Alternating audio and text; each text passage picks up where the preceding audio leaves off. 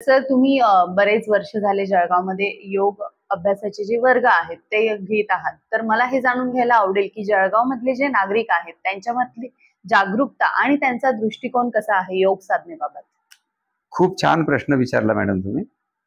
गेल्या 21 वर्षापासून मी जळगाव नगरीमध्ये वेगवेगळ्या क्षेत्रातल्या लोकांशी संपर्कात राहून ही योगविद्या शिकवतो आहे, योगासन प्राणायाम शिकवतो आहे आणि त्यामध्ये बऱ्यापैकी त्यांना त्याचा लाभ मिळाला आहे.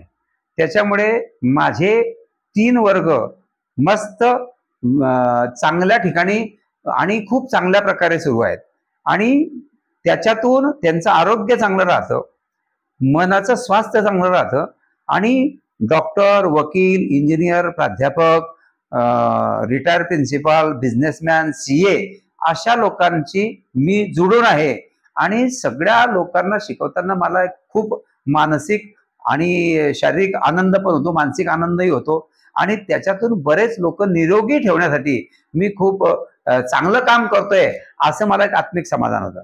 विशेष म्हणजे खूप लोक जळगावमध्ये जागरूक आहेत. खूप ठिकाणी योगाचे वर्ग सकाळ संध्याकाळ सुरू आहेत. महाराष्ट्र योग शिक्षक संघाचे लोक सुद्धा जळगावमध्ये खूप चांगल्या प्रकारे काम करत आहेत. पतंजली संस्थेमधून योग शिक्षक झालेले सुद्धा शिक्षक जळगावमध्ये चांगलं काम करतात. यशवंतराव चव्हाण महाराष्ट्र मुक्त विद्यापीठामध्ये ओपन एज्युकेशन युनिव्हर्सिटीमध्ये योग शिक्षक झालेले लोक सुद्धा याच्यामध्ये काम करत आहेत. MJ कॉलेजला गेल्या 10-12 वर्षापासून योगाचं केंद्र आहे.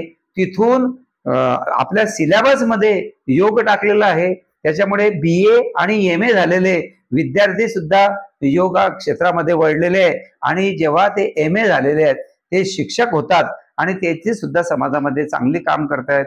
विशेष म्हणजे जागरूकता जळगावमध्ये जास्त केव्हा आली तर जेव्हा 2019ला कोरोनाची महामारी आली तेव्हा बऱ्याच लोकांना ज्यांची लंग कॅपॅसिटी कमी होती, हार्ट कॅपॅसिटी कमी होती, त्यांना त्याची जाणीव झाली आणि त्याच्यातून बऱ्याच घटना घडायला लागल्या आणि त्याच्यामधून आपण यापुढे आपल्याला हा आजार होऊ नये आणि याच्यातून लवकर बरं व्हावं म्हणून योगाकडे लोक वळले आणि त्या माध्यमातून योग साधना करताना त्यांचे आजार कमी व्हायला लागले आणि त्यांच्या हे डिसीज त्यांच्यामध्ये दिसू नये आणि याच्या पुढे आपलं आरोग्य चांगलं राहावं म्हणून योगामध्ये जागरूकता निर्माण झाली आणि खूप लोक योगाशी जोडलेले आहे.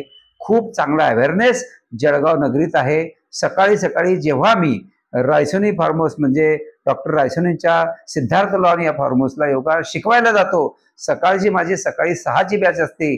त्या 6च्या बॅचच्या अगोदर लोक 5 वाजेपासून मॉर्निंग वॉकला गेलेले असतात, मग स्विमिंगला गेलेले असतात. ते सगळे लोक मला भेटतात आणि जिथे माझा योगाचा वर्ग चालतो तिथे कॉन्टॅक्ट करतात आणि असे महिला आणि पुरुष विद्यार्थी, काही पोलीस डिपार्टमेंटचे जे नवीन भरती असतात ते अशी कॉन्टॅक्ट करून योग साधनेकडे येतात.